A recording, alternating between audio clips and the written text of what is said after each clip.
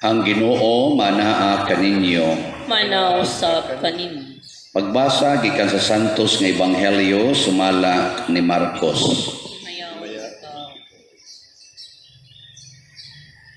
Samtang nagtudlo si Jesus didto sa templo, nangutana siya, unsaon man pag-ingon sa mga magtutudlo sa balaod nga ang Mesiyas kaliwat ni David, nga si David dinasig sa Espiritu Santo miingon man, ang Ginoo miingon sa akong Ginoo, lingkod dire sa akong tuo, hangtod nga himuon kong tumbanan mo ang imong mga kaaway.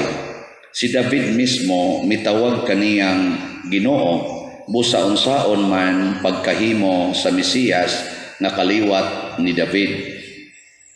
Ang dakong panon sa mga tao malipayon nga namati kang Hesus.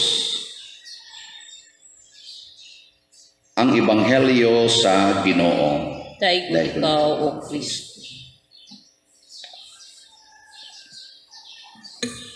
Ang pamaagi sa Ginoo ug ang iyang kabubuton kung atong tugkaron sa atong tawhanon nga pangisip or abilidad, musangko gitas pagkalibog. Mao na sa unang panahon na dili pa kayo himsog ang atong kaning evangelization nga pamaagi, gidili ang pagbasa sa Bible basta dili ka pari or dili ka madre. Ngano man basig mayabag unya ka. Amo na ilang panultihon sa una. Kay sama ni pananglitan aning atong ebanghelyo, ang mga Hudiyo wa mudawat ni Hesus nga mao ang Mesiyas tungod kay matud pa nila ang Mesiyas gitagna sa mga propeta nga kaliwat ni Hari David. Hari sad siya. So kaliwat ni Hari David. Nya kay si Hesus didto man gatubo sa Galilea. Nya si David di man magpuyo sa Judea sa Bethlehem. Nya si Jesus di man hari, anak magpanday, di libog sila. Saan mo taong pagkaliwat anang David nga panday nga na, galison nga nag-eskwela o magaling na ka-eskwela. Amo na, giingnan sila ni Jesus. Kung ang Mesiyas kaliwat ni David, nganong si David miingon man ang Ginoo miingon sa akong Ginoo. Ang kaning ni ang Ginoo miingon sa akong Ginoo pasabot ang Dios Amahan misulti ngadto sa Mesiyas. Nya gitawag mang David nga Ginoo ang Mesiyas, nganong mahimo manoon niyang kaliwat? Kamo kasulbad mo ang istorya. Di man gani ko kasulbad kamo na noon. Mayabag tayo. Pero kung motuo ta nga ang kabubuton sa Ginoo lahi gyud sa atong kabubuton, awa na sulbad ng tanan.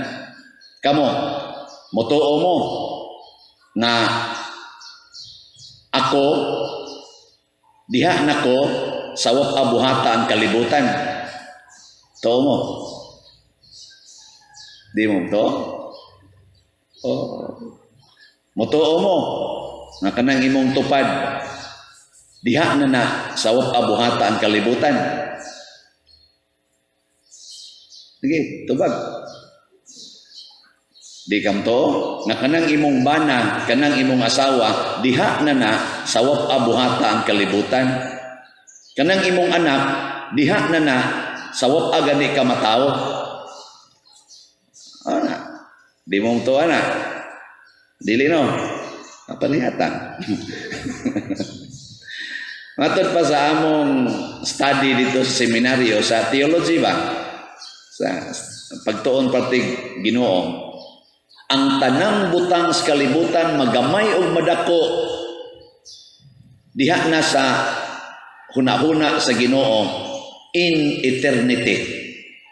Kitang tanan nanata sa hunahuna sa Ginoo. Wa ganita niya buhata, naanatang tanan sa iyang hunahuna.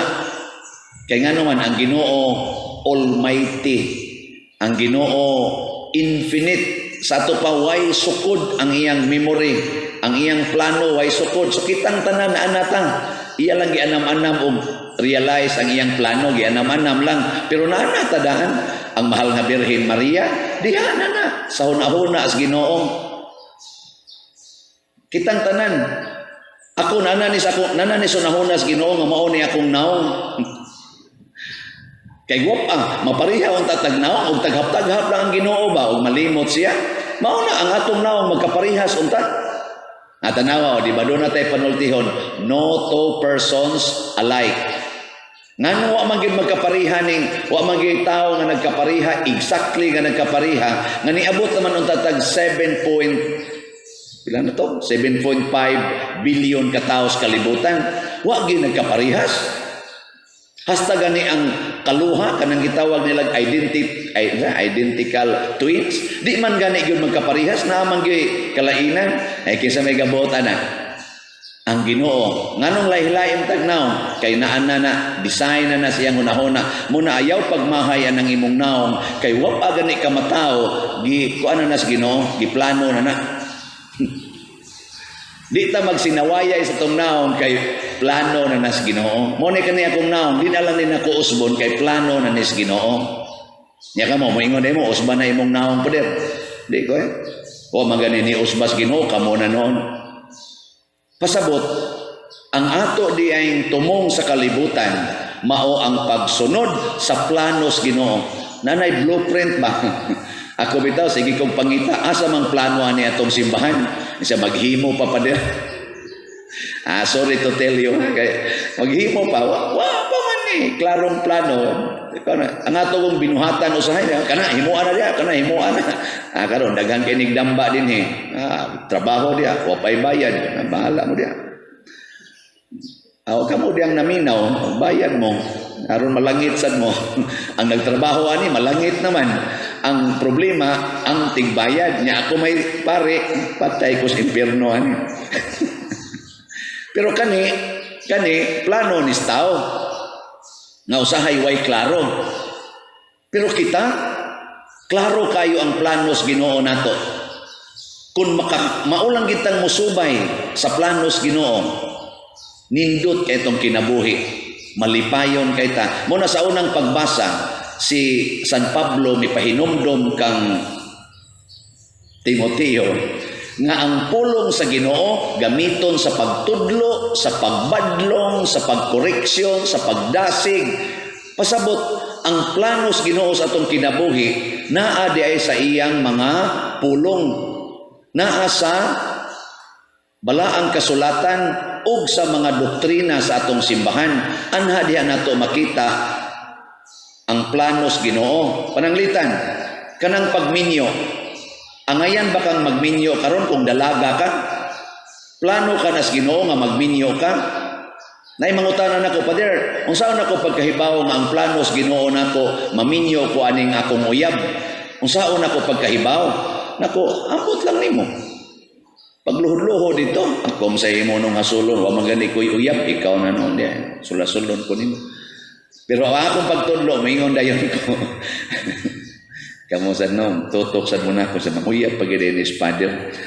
Anang, ingon ko, akong giingdan, makahibaw kag plano nas Ginoo una, kung andam kang magpakamatay anang imong uyab.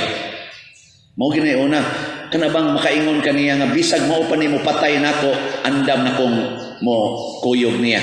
Kana, minyuy dayon na. Bisag adik pa na. Bisan pag sige nagsuyok, basta andam kang magpakamatay, bisag siya pa'y mo patay nimo, kana, minyuin na. Mo na una.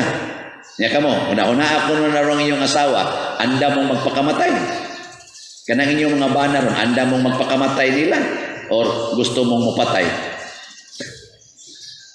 O wa gani, di kay ka anda magpakamatay, nasayop kag himog desisyon, dili na inline sa planos Ginoo. Muna si Kristo, anda magpakamatay tungod sa iyang pagsangyaw. Nga naman, plano mas Ginoo. Una, ikaduha, dili ka makaako paghimog sala, o di ka makatugot nga makahimo kag sala ni anang tawhana o ni anang babayhana. Magsigi gani imong layog-layog, sige gani imong kinuutay. Nya ang inyo ra gyud tumong kana ra gyud mga laway nga buhat. Dili na mo'y imong banahonon, di sad na mo'y imong asawahonon. Ako pananglitan og manguyab ko sa una ba. Naa man ginangatong hunahuna nga indota gani kapo na unsa pa diha. Nya kay nahigog man ko gusto man ako pangasawa na pugong lang yun. Na may panagsang makahimo yun pero pugong yung mayo. Ginagmay, tapsing-tapsing. Pero sige gyud hunahuna kuno mo jud di gyud. Amo na di gyud mahitabo kanang gitawag natong premarital sex. Nako maminyo gani kaday nga nagpabilin kang putli nga wa mo maghimo anang premarital sex kana sakto gyud kay nang pagkaminyo plano ginas Ginoo kana bang magpakasal o sa mo una mo mag kana sakto gyud kay na salisura sa na pa dir man pa dir nako amaw na kala hunungan na na nya suway ko no mga 1 year nga di na gyud mo magbuhat ana kana babalik tingali ang planos Ginoo nya ikatulo nga kamong duha ganahan kay mo magampo, ganahan kay mo musimba, ganahan kay mo mga lawat, ganahan kay mo mga umpisal nya magdebosyon mo mga santos kana you are meant for each other according to the will of God. Una-una ako no nakapasar pa ng inyong mininyo ay karon patanaway ni kaminyo ninyong mauning tulo na presenting tulo di gyud mo magbalikasay di mo mag-away kung naman mo'y away no dali kay masettle bisag mag-away mo magakos lang yapon mo inig katuog ninyo ikabuntag ang patay ang usa patay na kay giluok ni usa pero at least nagakos lang yapon mo till death do us part na mo na siya planos Ginoo malipayon malinawon kita mo na si Kristo ningon siya ay namo pagsigig hasol-hasol ang naghain ko kinsa kong kaliwat paminawa ang pulong sa Ginoo matud pa niya tan-awa og paminawa ang akong mga pulong ug akong mga buhat anha ninyo makit-an kung kinsa gyud ko ang akong pulong ug ang akong buhat. Mo nakita sad karon niya dinhi ang ato sa dutang pulong ug buhat magpakita unta nga kita tinuod yung mga anak sa Dios naggikan sa Dios ug padung sa tamubalik ngadto sa atong amahan nga Dios didto sa langit. Pagampo sa katawhan.